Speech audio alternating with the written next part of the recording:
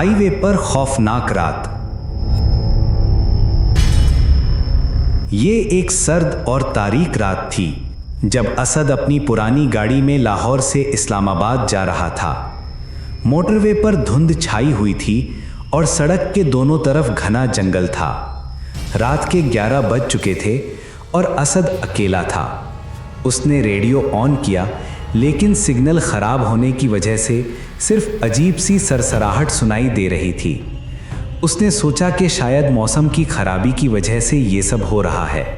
असद एक आम सा आदमी था जो अपने काम के सिलसिले में अक्सर रात को सफ़र करता था, लेकिन इस रात कुछ अजीब सा था। उसे लग रहा था कि कोई उसकी गाड़ी के पीछे चल रहा है।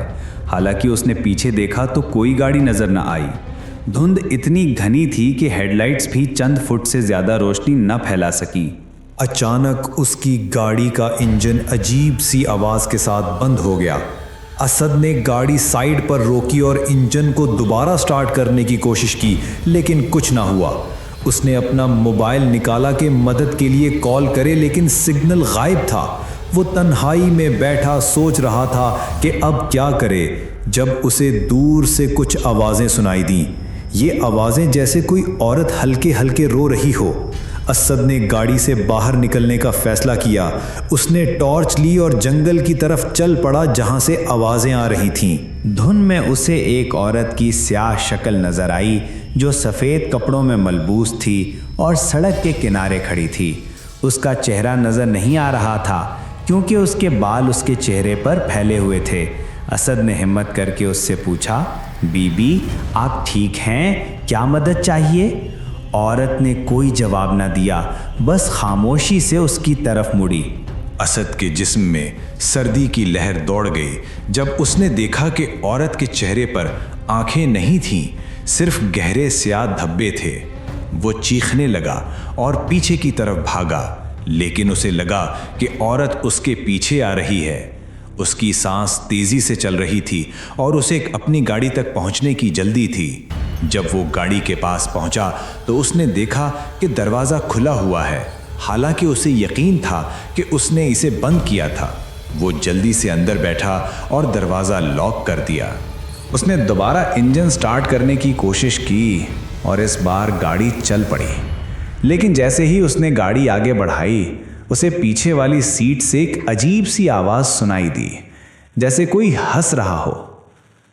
असद ने रियर व्यू आईने में देखा और उसका दिल धक से बैठ गया।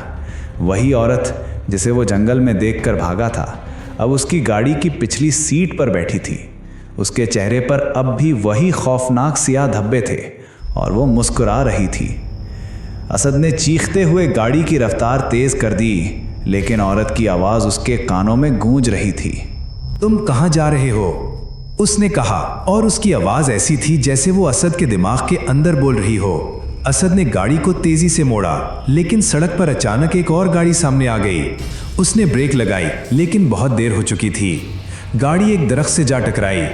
जब वो होश में आया तो उसने खुद को अस्पताल में पाया। डॉक्टरों ने बताया कि वो एक हादसे का शिकार हुआ था, लेकिन उसकी गाड़ी में कोई और नहीं था।